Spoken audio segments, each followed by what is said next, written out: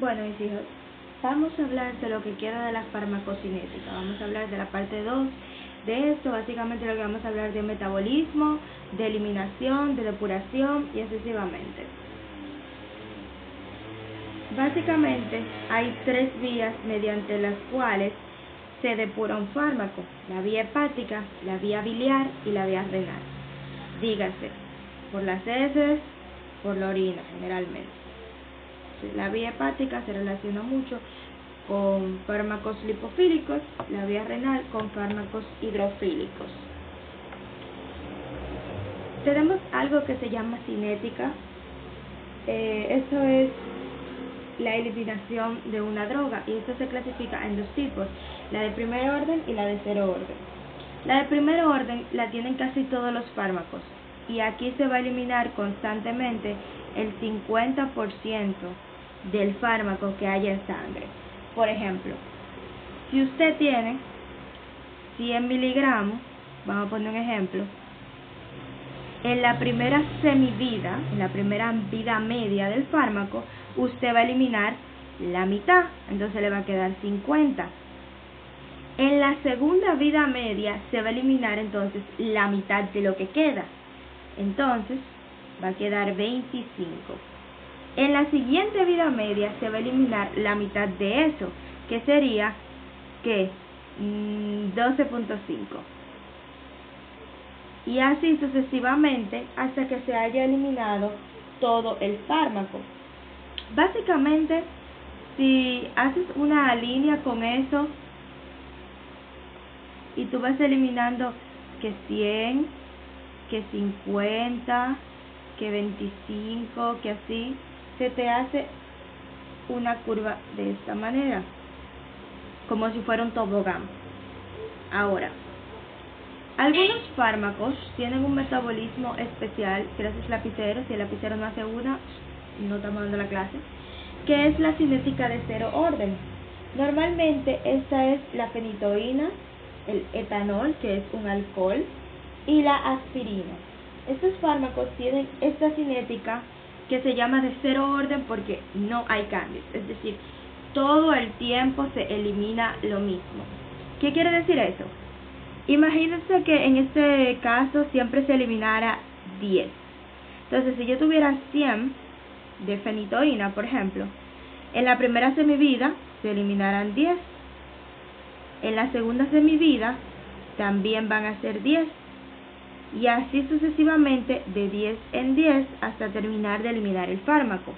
Fíjense la diferencia: de primer orden siempre la mitad, de cero orden 0 porque no hay variación, la variación es 0. Entonces básicamente, si tú hicieras un plano con eso, saldría una línea totalmente recta. ¿Por qué? Porque siempre se está eliminando la misma cantidad de fármaco.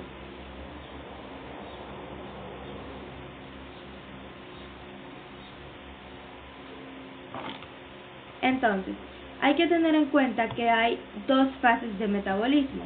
La idea de este metabolismo es simplemente que el fármaco se vuelva más hidrosoluble y que sea más fácil de eliminar.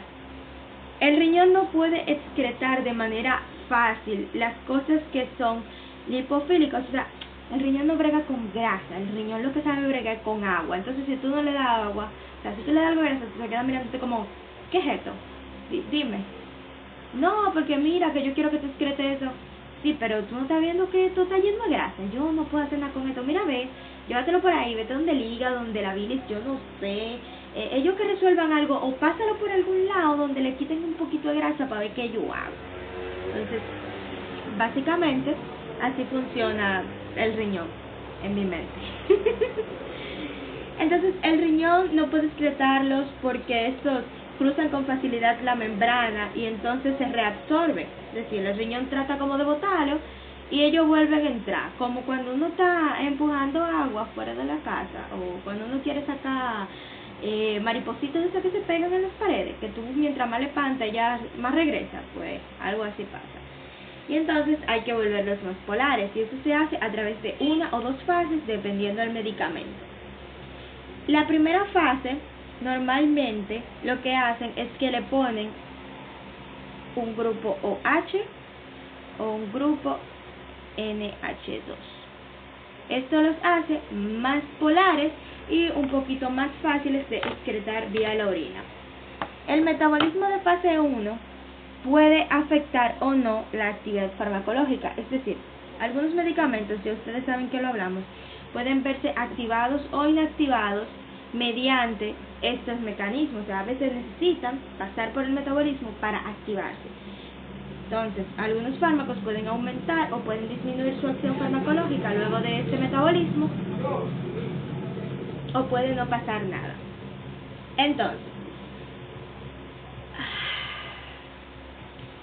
las reacciones de fase 1, hay algunas que utilizan el P450 y otros no. Entonces, el P450 o el CYP450 es una superfamilia de isoenzimas, es decir, son varias enzimas que se parecen entre sí que contienen el grupo M.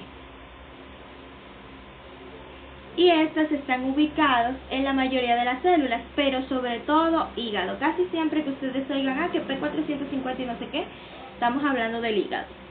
Tienen una nomenclatura, como todo lo que tiene que ver con algo de química, esto tiene un nombre. Algunas tienen especificidad, porque ustedes van a ver que algunas tienen, por ejemplo, nombres como la 3A4 o 3A5 y así.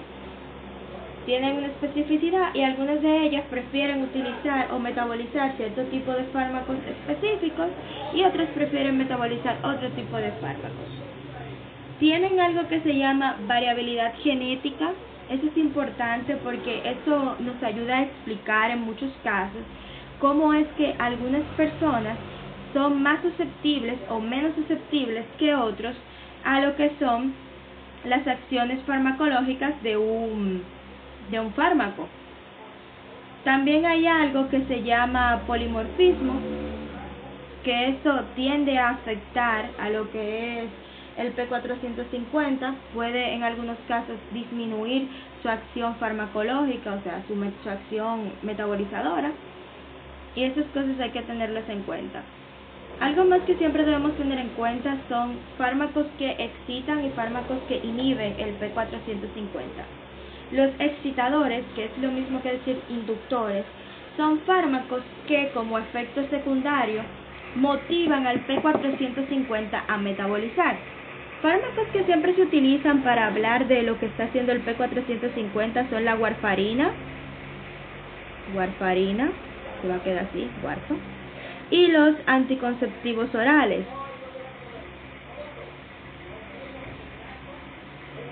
Los anticonceptivos orales tienden a afectarse mucho, pero vamos a hablar de la warfarina. Warfarina, la vamos a poner aquí en el medio. Warfarina.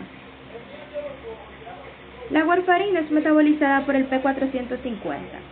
Si yo tengo un excitador, vamos a poner por ejemplo grisefulvin. Grisefulvin es un fármaco antimicótico. Entonces, ¿qué va a pasar? Este medicamento se va a metabolizar más rápido, por lo tanto, sus niveles plasmáticos, o sea, la cantidad de warfarina que hay en la sangre y que puede realizar una acción, se va a ver disminuida. La warfarina es un anticoagulante, o sea, que pone la sangre liquidita, bien fácil, sedosa, rica.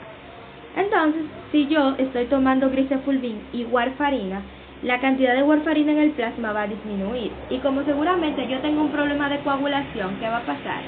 Pues va a coagular súper rápido mi sangre. Mínimo un avión que acaba de pasar. Entonces, la sangre se me va a coagular rápidamente. Por otro lado, si yo en vez de grisefulvin, por ejemplo, me tomase un ketoconazol, que es otro antimicótico, este es inhibidor del metabolismo del P450. Entonces, ¿qué va a pasar? Lo contrario, porque yo lo que... No, pero de verdad, es un castigo. Va a pasar lo contrario, porque yo lo que estoy promoviendo es a que el fármaco se quede en la sangre. Entonces, al aumentar su cantidad, también estoy aumentando su función. Por lo tanto, ¿qué puede pasar? Que yo empiece a presentar sangrados, porque estoy inhibiendo la coagulación de la sangre, contrario a este lado que sería coágulos.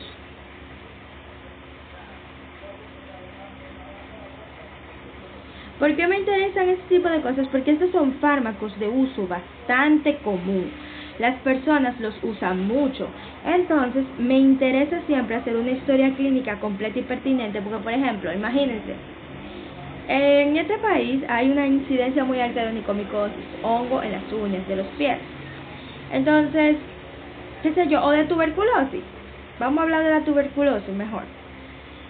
Un fármaco que se utiliza para la tuberculosis es la isoniazida.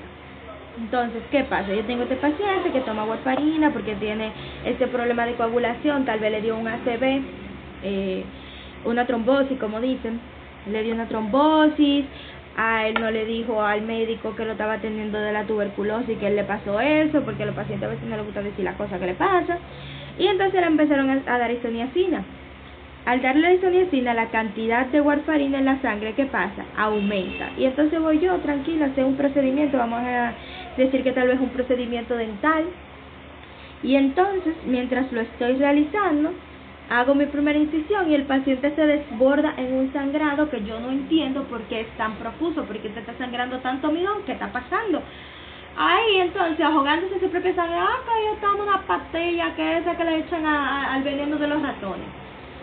Y ahí tú dices, Señor, que yo estoy pagando, llévame pronto, por favor, no me dejes aquí. Otros medicamentos que son de uso bastante común son omeprazol. En práctica clínica usamos muchísimo el omeprazol. ¿Por qué? Porque damos muchos analgésicos y al estómago hay que ayudarlo y protegerlo. Otros medicamentos que se usan mucho es metronidazol. Hay muchos pacientes que lo utilizan incluso sin recomendación clínica, o sea, simplemente, yo me quiero desparasitar, déjame beber un metronidazol, una cosa así, así. Otros fármacos que utilizamos mucho son la eritromicina y la claritromicina.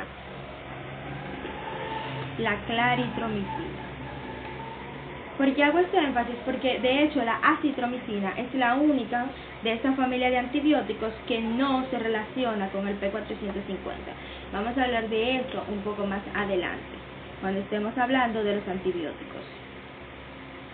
Entonces, sin embargo, hay algunas reacciones, por ejemplo, aquellas que se hacen con las amidas, como las catecolaminas que nosotros utilizamos, o con algunos alcoholes, o las esterasas, o la hidrólisis, que realmente estas no tienen nada que ver con el P450. Si al final de la fase 1 el fármaco es suficientemente polar, puede retirarse a través de la orina. Pero si no, entonces viene para un segundo round conocido como la fase 2. Esta tiene varias reacciones de conjugación, pero una de las más importantes es la glucuronidación. Normalmente, después de pasar por este tipo de reacciones, los fármacos se vuelven inactivos, pero esa es una excepción para la morfina. La morfina tiene un metabolito que se llama morfina 6-glucurónido, porque es hijo de la morfina y la glucorinación, entonces se llama morfina 6-glucurónico. Ay, como que ustedes nunca han visto películas de superhéroes donde el tipo muere y aparece como villano más fuerte o al revés. Pues eso mismo pasa con eso. Este de hecho es hasta más fuerte que la morfina común. Entonces es algo a tener muy en cuenta cuando se le está suministrando a un paciente. La depuración por el riñón en sí tiene 3 fases principalmente. La primera es la filtración. Eso es básicamente de la siguiente manera. Imagínense que esta es mi cápsula de Bowman, porque sí, yo dibujo así tan hermoso, bello y precioso. Mi arteriola aferente, porque va para allá, y mi arteriola eferente, porque viene para acá. ¿Verdad que sí? Así. ¿sí? Entonces, las cosas van pasando por esta arteriola aferente, vamos a poner otro color, vamos a ponerlo en verde, llegan aquí al glomérulo donde se filtran. Como el glomérulo que lo filtra, pues se llama filtración glomerular. Y las prepara para irse a través del túbulo contorneado proximal para la orina.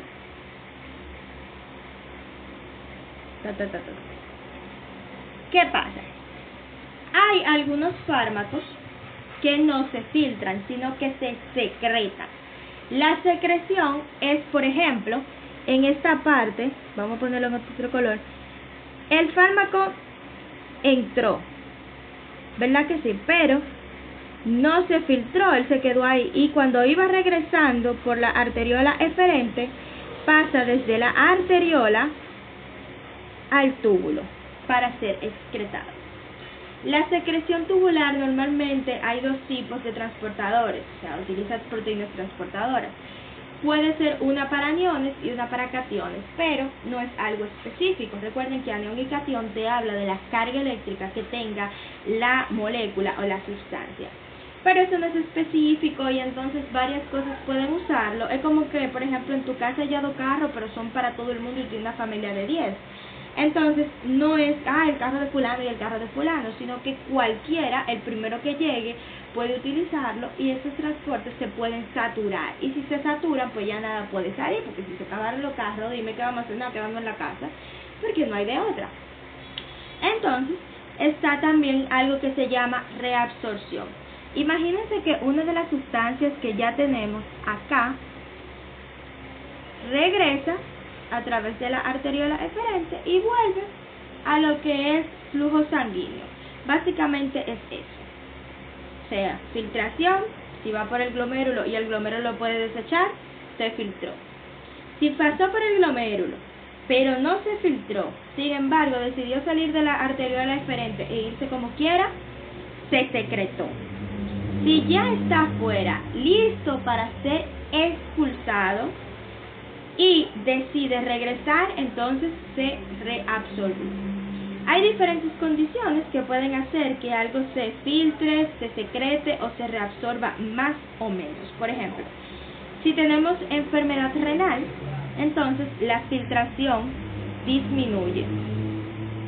Si tenemos, por ejemplo, falta de soluto o de osmolaridad en la sangre, la reabsorción tubular puede aumentar, en especial de cosas como son la urea, la glucosa, etcétera, etcétera, etcétera. Entonces es cuestión de tener en cuenta qué tipo de sustancia es con la que se está tratando y qué es lo que yo necesito en el momento que pase. Entonces, básicamente, eso sería todo lo que tenemos que saber de este capítulo de farmacocinética.